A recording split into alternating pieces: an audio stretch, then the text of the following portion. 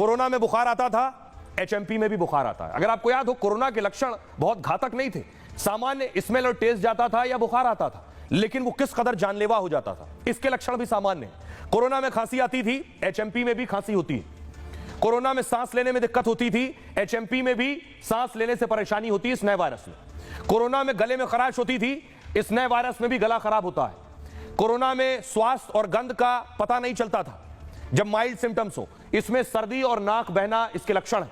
Corona में सिर दर्द और सुस्ती होती थी, इसमें शरीर में चकत्ते पड़ जाते हैं। कोरोना वायरस सांस से भी फैलता था, यह भी हवा से फैलता है उसी तरह से। कोरोना में फेफड़े पर ज्यादा असर, सबसे ज्यादा असर फेफड़ों पर होता था, यह भी फेफड़ों को प्रभावित करता है। सांस के जो मरीज हैं उनके लिए और तकलीफ है। चीन से इसकी शुरुआत हुई, चीन ने कभी माना नहीं, यह भी चीन से ही फैल रहा है, चीन मानने को तैयार नहीं। पहले खतरनाक वायरस नहीं लगा जब चीन से इसकी शुरुआत हुई, चीन मान नहीं रहा था, दुनिया को लग रहा था सामान्य सर्दी खांसी जुकाम है, लेकिन 71 लाख जानें चली गई। और इस वायरस के लिए कहा जा रहा है यह ज्यादा खतरनाक नहीं है। दुनिया में 71 लाख मौत कोरोना से हुई है, इसकी अब तक कोई वैक्सीन नहीं बनी है। कोरोना की वैक्सीन आ चुकी है, इस एचएमपी वायरस की कोई वैक्सीन नहीं है। आइए आपकी भारत में यह वायरस कहां पहुंच चुका है, भारत के अलग अलग शहरों में इस वायरस ने दस्तक दे दी है। देखिए जरा भारत के नक्शे में आपको दिखाने जा रहा हूं। खबर मिल रही है गुजरात में एक केस मिल गया इस वायरस का, पश्चिम बंगाल में भी एक मामला सामने आया है एचएमपी वायरस का, कर्नाटक में 2 मामले सामने आ गए इस वायरस के, और तमिलनाडु में भी 2 वायरस के मामले सामने आए। आपको याद होगा कोरोना के वायरस की शुरुआत भी दक्षिण भारत से हुई थी, वहां से 1 या 2 मामले कोरोना के सामने आए और उसके बाद धीरे धीरे करके ये आगे बढ़ते चले गए और उसके बाद पूरे देश और पूरी दुनिया ने हालात देखे। अब आपको बताऊं चीन में जो वायरस मिला है इसके हालात क्या हैं और भारत में इसके हालात क्या हैं, ये मैं आपको दिखाने जा रहा हूं। देखिए जरा, सबसे पहले चीन की बात करेंगे। चीन में हालात क्या है? चीन में मास्क वाले दिन फिर से लौट आए हैं।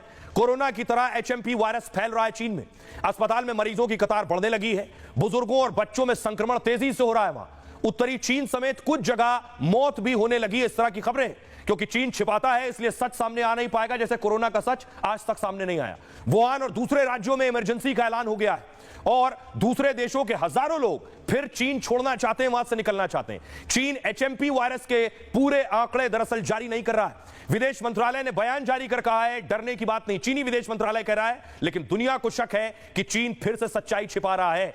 और अब हाल भारत का, कल तक यह कहा जा रहा था कि भारत को खतरा नहीं है, डॉक्टर्स कह रहे थे डरने की जरूरत नहीं है, नहीं आने वाला है, परेशान मत होइए। और आज एक ही दिन में एचएमपी वायरस के 4 से ज्यादा केस आ गए। दिल्ली से लेकर महाराष्ट्र, महाकुंभ तक अलर्ट जारी हो गया है। देश में सबसे पहले कर्नाटक से एचएमपी वायरस के 2 केस सामने आए। 8 महीने के बच्चे और 3 महीने के बच्चे में यह वायरस के संक्रमण मिले। दोनों की कोई ट्रेवल हिस्ट्री नहीं, यानी कोई गया नहीं था चीन, भारत में ही मिल गई हिस्ट्री।